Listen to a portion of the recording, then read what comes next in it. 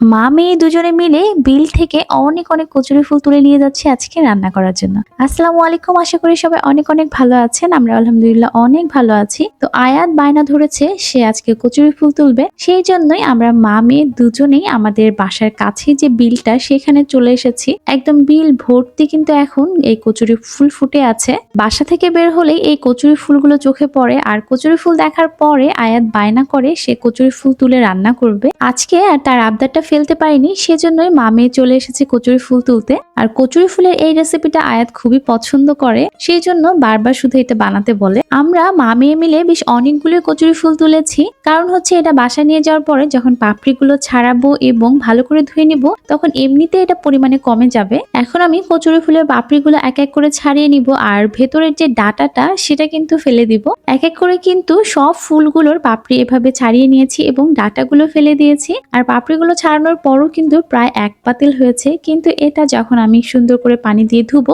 তখন পরিমাণে অনেক কমে যাবে। এখন খুব সুন্দর করে এটা ধুয়ে নিব এবং একটা জালনির মধ্যে এভাবে আমি পানি ছড়তে দিয়েছি। আর আজকে আমি বানাবো কচুরি ফুলের বড়া, আর সেজন্য যা যা লাগবে সবকিছু মোটামুটি রেডি করে নিয়েছি। রসুন বাটা, পেঁয়াজ কুচি, কাঁচামরিচ বাটা এবং ধনে পাতা কুচি। এরপর যে পাপড়িগুলো ছিল সেগুলো কিন্তু খুব সুন্দর করে আমি চিপে তারপর বাটিতে নিয়েছি। পানি যে বাড়তি পানিটা ছিল সেটা ফেলে দিয়েছি। এরপর কেটে রাখা উপাদানগুলো দিয়ে দিলাম, আর তারপর দিলাম আস্ত জিরা, একটু হলুদ গুঁড়ো, মরিচ গুঁড়ো, লবণ এবং এখানে যোগ করেছি আটা। তারপর সব উপাদানগুলো এভাবে সুন্দর করে মেখে নিতে হবে। আমি আবারও বলে দিচ্ছি, ফুলের পাপড়িগুলো কিন্তু ভালোভাবে চিপে নিতে হবে যাতে করে এখানে এক্সট্রা পানি না থাকে, তাহলে কিন্তু দেখা যাবে চালের আটার পরিমাণটা বেশি দিতে হবে, তখন কিন্তু খেতে খুব বেশি ভালো লাগবে না। এরপর একটা ফ্রাই প্যানে তেল গরম হতে দিব। তেলটা গরম হয়ে গেলে তখন এক এক করে বড়াগুলো দিয়ে দিব।